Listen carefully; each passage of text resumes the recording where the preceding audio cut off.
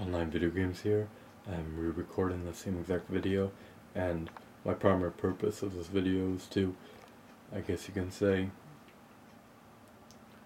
explain to you or persuade you guys to purchase a Super Nintendo. Now, the Super Nintendo is a system that came out in the early 1990s and could be purchased for a relatively low price today of approximately $70 plus tax, and it comes with free shipping at OnlineVideoGames.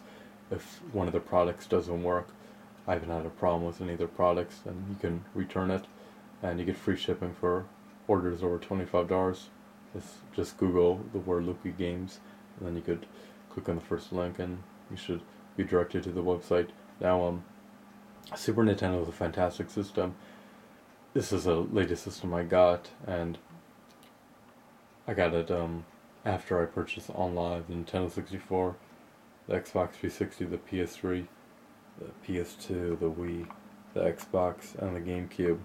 Now, my issue with, I guess you could say, modern day systems is the controls.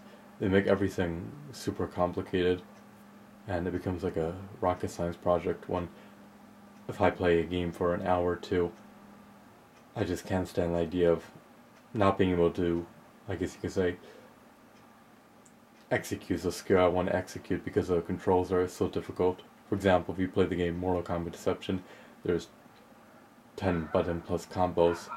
Or if you even play the new Mortal Kombat, they simplified it a bit, but there's 5 button combos for each character that are, I think, completely different from one another. Some characters may have identical combos, but for the most part though, every character has a completely different combo set, which is a huge issue because it becomes like a rocket science project, and if you casually play, you go on Xbox Live, you're going to die nearly every single time. But these games are about the gameplay, and the controls are very simplistic. This is what the controller looks like. I mean, the Xbox 360 controller, let's compare the two real quick. The Xbox 360 controller, I think, has 16 different buttons, and this one is very simplistic. You have a right bumper and left bumper, and then you have 4 buttons over here, and the cross and select and start. Look at the Xbox 360 controller. You have a cross, 2 thumbsticks, 4 buttons here, select start, then you have the main Xbox button, then you have L1, L2, R1, R2, and I think if you hold them down, R1 and R2, you get R3, and if you hold on L1 and L2, you get L3, so you can see the difference in buttons, and just everything, I guess, being overcomplicated today for no reason.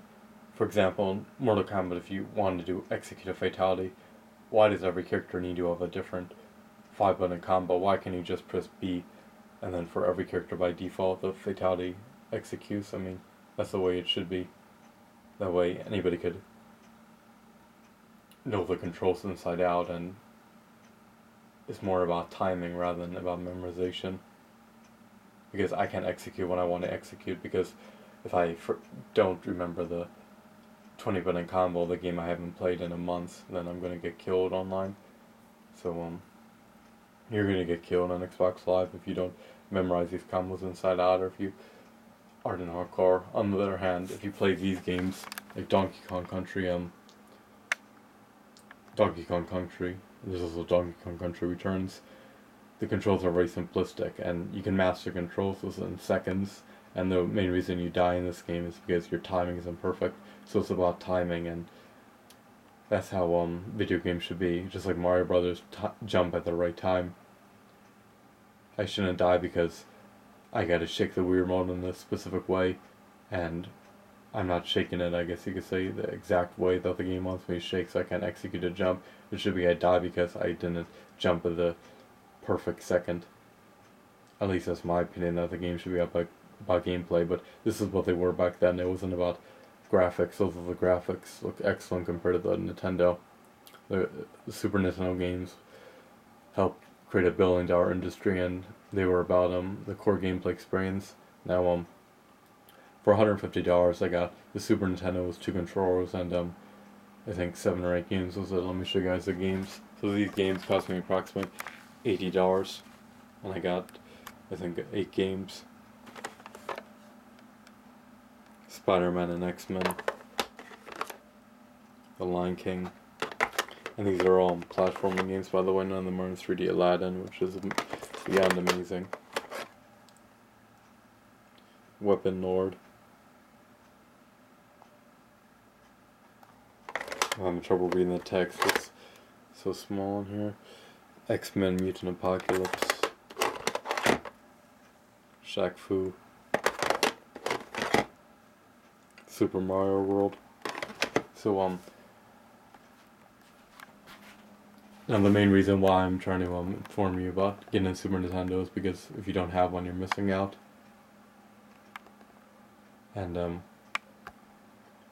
the Super Nintendo, even though it's over 2 decades old, it's a fantastic system, and it still works extremely well. If you're looking to buy any system, I highly recommend getting a Super Nintendo. The games are extremely low prices.